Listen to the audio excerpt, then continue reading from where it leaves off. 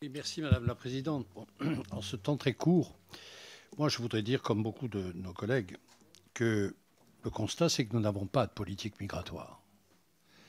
Nous avons des réactions migratoires. D'ailleurs, entre nous, ce n'est pas la peine de nous fustiger. Quand on regarde dans l'histoire, des politiques migratoires, il n'y en a jamais eu. Car en réalité, il n'y a pas, à part quelques exceptions, d'État qui ait su maîtriser les politiques migratoires depuis des siècles.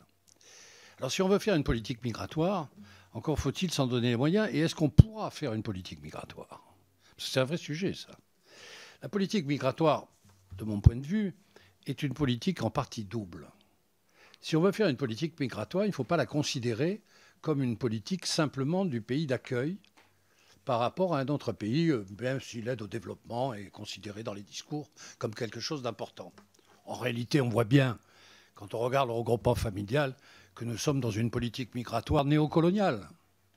Qu'en réalité, l'Europe n'a pas du tout changé d'avis à l'égard de l'Afrique qui est en train d'émerger et que notre politique est toujours orientée autour de nos propres besoins, sans tenir compte véritablement des besoins de pays qui ont besoin que, justement, l'amélioration de leur situation arrive.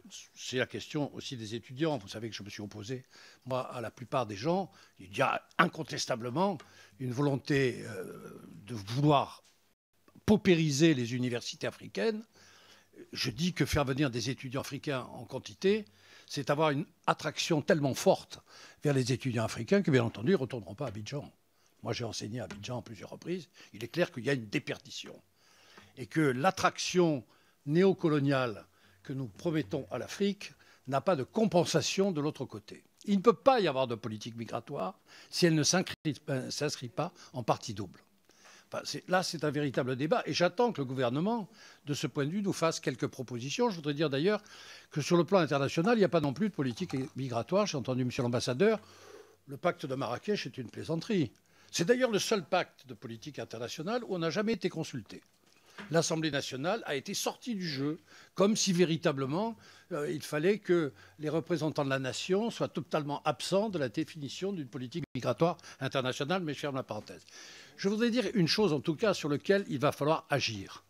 C'est la politique de l'asile, que vous avez très bien démontée. Je vais même au-delà.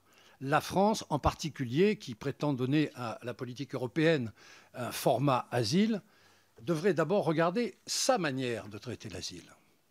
Car les gouvernements successifs ne contrôlent plus l'asile en France. Je ne dis pas seulement qu'elle contrôle politiquement, mais qu'administrativement, l'OFPRA ne dépend pas de la politique gouvernementale. Et que nous n'appliquons plus la Convention de 1954, qui est normalement attachée aux réfugiés.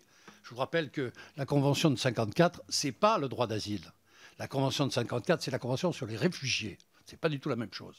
Donc nous avons une interprétation de l'asile à partir de l'OFPRA qui est je souhaite à l'Europe surtout d'éviter d'avoir la jurisprudence française pour l'asile européen. Je vous rappelle que la seule manière de contrôler juridiquement le droit d'asile dans ce pays dépend de l'appel devant la CNDA, qui est la seule juridiction compétente.